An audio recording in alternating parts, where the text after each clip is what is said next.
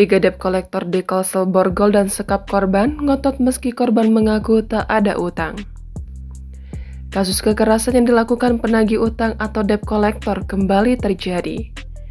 Kali ini menimpa salah seorang perempuan berinisial YT, warga Kelurahan Handil Bakti, Barito Kuala, Kalimantan Selatan.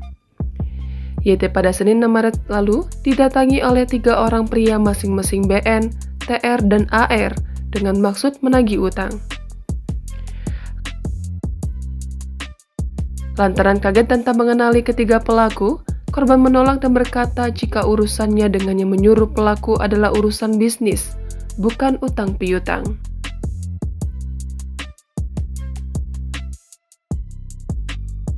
Mendengar penuturan korban, para pelaku tetap ngotot menagih dan mengancam akan mengangkut barang-barang dari dalam rumah korban.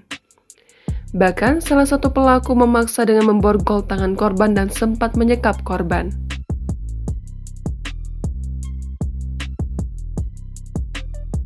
Mengetahui korban melapor ke polisi, pelaku lantas melepas borgol. Tak lama polisi tiba di lokasi dan langsung mengamankan ketiga pelaku.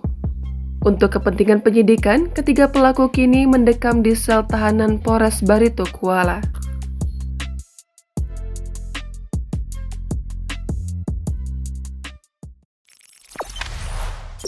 Jangan lupa subscribe, share, komen, dan like ya!